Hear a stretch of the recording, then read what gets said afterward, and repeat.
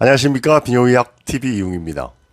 강직도가 떨어지는 여러 가지 배경 질환, 연관된 그 내과적인 질환들을 한번 생각해 보면 이 대사증후군서부터 해서 심혈관 질환, 성기능을 따로 생각할 수 있고 이런 대사증후군이라든지 심혈관 질환 이런 것들이 따로따로 생각할 수 있는 질환이 아니고 우리 나이가 들어갈수록 여러 가지 건강 문제는 다 연관되어서 이제 진행이 된다는 것을 생각할 수 있습니다. 오늘 말씀드리는 이제 뇌졸중이라고 하는 거는 뇌혈관 질환의 위험 요소가 바로 이 대사증후군에서 말씀드렸던 우리 심혈관 질환의 위험 요소와 똑같이 혈관의 장애가 뇌혈관 질환을 일으킬 수 있고, 지난번에 말씀드렸던 심방세동이나 피떡 그 혈전에 의해서 갑자기 이제 뇌경색이 온다든지 극도로 긴장한 혈관 톤에 의해서 이미 진행된 동맥경화가 뇌혈류가 줄어들어서 뇌의 기능이 떨어지게 되는 뇌혈관 질환들이 있습니다. 그 외에도 이제 뇌동맥류라고 하는 뇌동맥 분지에 생기는 이 꽈리 때문에 이 뇌출혈성으로 오는 지주막하 출혈이라든지 이런 뇌혈관 질환의 질병은 워낙 다양하죠. 제가 이제 오늘 다른 이제 심혈관 질환하고 좀 차이가 나게 이 뇌경색 부분에서 수면 중에 화장실을 다녀왔다든지 야간에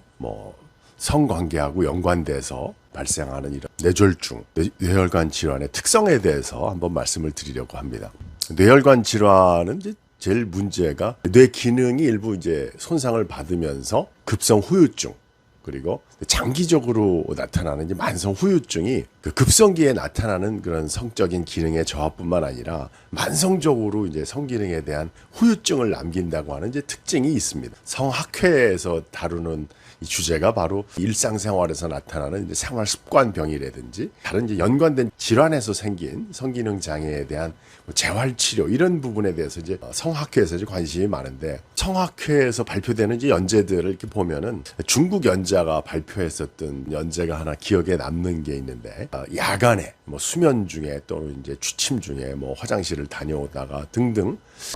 야간에 발생한 이제 뇌졸중인 경우에 성관계 중에 발생한 그런 이제 뇌졸중에 대해서 약 10%를 상회한다, 이런 이제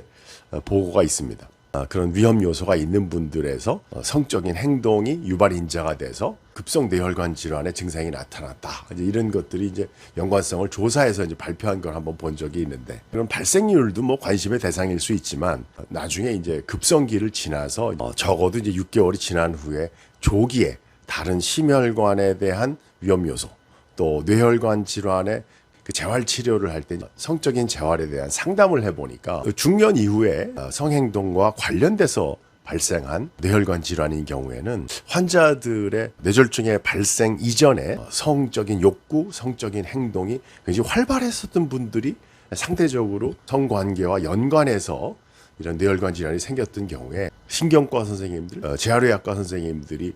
이런 뇌혈관 질환의 후유증에 대한 재활치료 단계에 비해서 환자들이 성적인 재활치료를 요구하는 경우가 훨씬 높다는 이제 결론을 얻었습니다. 아주 중증의 행동장애가 있는 경우에는 여러 방면으로 성적인 재활을 도와드릴 수도 있지만 그 후유증의 정도에 따라서는 좀 더 조기에 성적인 재활, 남성의 경우에는 이제 발기부전에 대한 치료, 직접적인 성관계를 조기에 회복할 수 있도록 요구하는 경우가 이제 많다는 거죠. 심혈관계 병용 약물이 훨씬 더 복잡할 수가 있기 때문에 신경과 재활의학과 주치의에게 자기 자신의 성적인 재활에 대한 자문을 구하시고 조기에 그 약물 치료에 대한 비뇨의학적인 자문도 비뇨기과에서 받으시면 뇌혈관 질환에 대한 재활 치료와 병용해서 성적인 재활 치료에서도 조기에 도움을 받으실 수 있으리라는 생각입니다. 비뇨의학 TV 이용이었습니다.